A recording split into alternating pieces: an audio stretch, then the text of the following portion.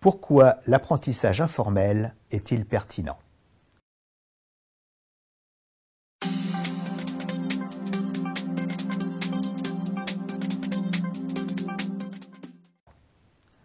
Avant de répondre à cette question, il convient de définir ce qu'est l'apprentissage informel.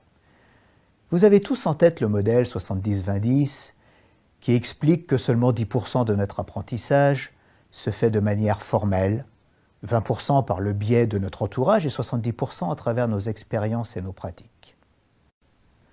Par apprentissage formel, il faut entendre les formations structurées, organisées, répondant à un programme et des objectifs métiers précis. Par apprentissage informel, la formation non structurée, non organisée, où l'apprenant fixe lui-même ses objectifs et détermine si son apprentissage a été atteint. La tentation est grande de les opposer, alors qu'ils sont totalement complémentaires. La plupart des situations d'apprentissage ont des aspects formels et informels. L'APEC, l'Agence pour l'emploi des cadres, décrit la formation des cadres par la combinaison de formations formelles et informelles. Par formation informelle, l'APEC entend les modalités pédagogiques suivantes: auto-formation par la pratique, répétition, observation et mimétisme, acquisition de compétences grâce à des tiers, recours aux autres, à l'entourage dans et hors de l'entreprise, activités extra-professionnelles, auto-formation par les médias traditionnels, salons professionnels, intranet et Internet. Dans ce cas, l'apprentissage informel s'inscrit dans une logique de continuum. Mais en quoi l'apprentissage informel est-il pertinent? Reprenons quelques axes clés des sciences cognitives vus les semaines précédentes. Petit 1. L'engagement actif.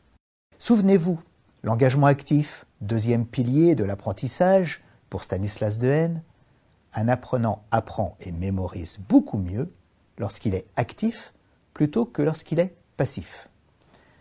En considérant qu'il n'y a plus un détenteur unique du savoir et de la connaissance, mais un échange de savoir, de compétences et d'expériences entre individus qui prennent tantôt le rôle d'apprenant et tantôt celui de pédagogue. N'est-ce pas un bel exemple d'engagement actif?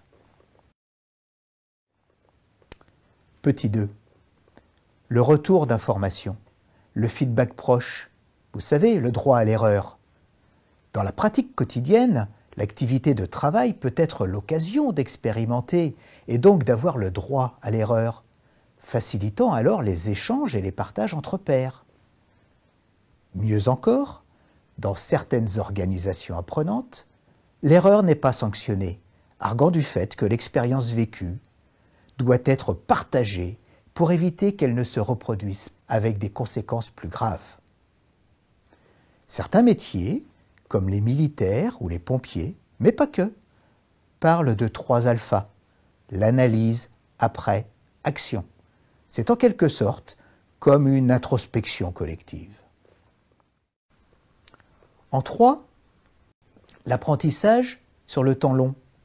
Eh bien, l'apprentissage informel n'est plus considéré comme un événement, mais se produit de manière continue dans le quotidien professionnel et personnel de chacun.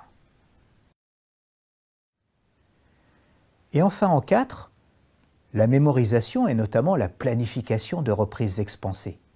Exemple même de complémentarité avec l'apprentissage formel.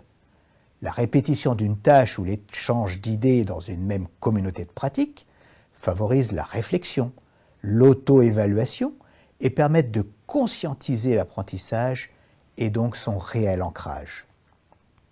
Nous vous invitons donc à reprendre les axes clés des sciences cognitives de l'apprentissage dans l'onglet consacré aux annexes. Vous verrez alors que l'apprentissage informel s'invite naturellement dans une grande majorité d'entre eux. Un point fondamental qui rend l'apprentissage informel pertinent, c'est tout simplement l'utilisation des situations de travail comme moyen de formation. Nous pensons bien sûr au compagnonnage, au tutorat, où l'apprenant fonctionne par imitation, par observation et pratique répétitive.